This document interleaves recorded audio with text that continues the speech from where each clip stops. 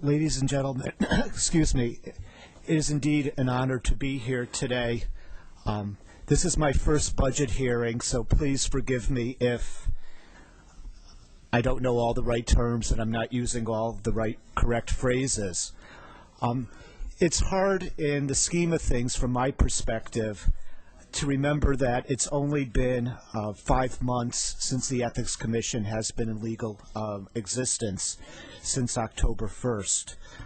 We have accomplished much that I hope you are proud of during this last 5 months. The lobbyist and employer of lobbyists registration process was a success. As of today, we have 481 registered lobbyists and 590 employers of lobbyists in the state of Tennessee. We're very proud of our website, which is a paradigm of transparency, and usually I don't even need one. Consistent with the law, which really encourages and fosters transparency, we've collected close to 6,000 statements of disclosure of interest. We've issued advisory opinions. We are answering questions every day from members of the lobbying community. We've moved to a permanent office space. We've issued, we are shortly issuing guiding principles. We have conducted over 40 training sessions, and we have approximately 25 training sessions planned in the future.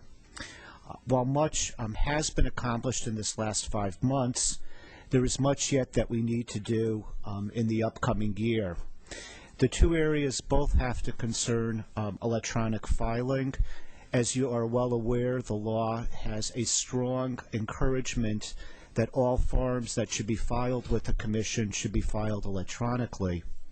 On the lobbyist and employer of lobbyist registration side, we inherited a system that was developed for the registry that was never implemented. It worked fairly well, but we're ready now to go ahead with the next generation of electronic filing. So not only will lobbyists be able to file, but also employers of lobbyists next year. And also the 6-month disclosure reports could be filed electronically.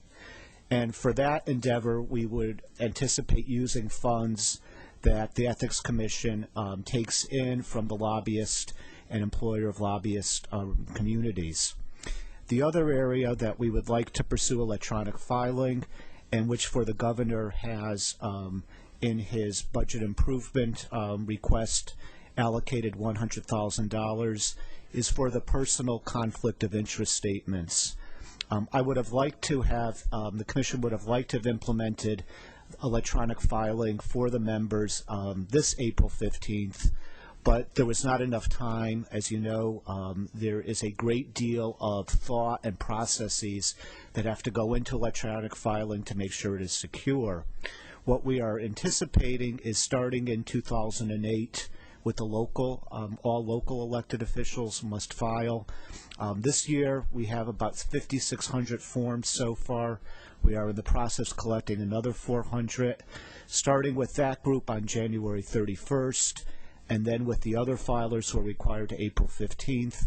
We'll have a system where one can go on, file their statement, it goes into the portal, and in future years you'll be able to pick up your last year's statement, make whatever changes you need to do, and then transmit that, submit that to us. In addition, the governor has put in his improvement request additional monies for personnel. At this point, the Commission is operating with a full-time staff of 6 employees and 1 part-time employee. As we grow, as we take on more of our legislative mandates, particularly there's a mandate that we audit at least 2% of the statements, the registration and disclosure statements filed by lobbyists and employers of lobbyists. As we go into the future, where there will be more of a need for the Commission to respond to complaints and investigations, the extra monies allocated will permit the Commission to take on that additional mandate that we have. We've started small. The Commission has not hired an enormous staff, but as our duties and obligations increase over time, the Commission anticipates that there will be a need to grow the salary, particularly on that auditing function that the legislature has sought fit for us to do.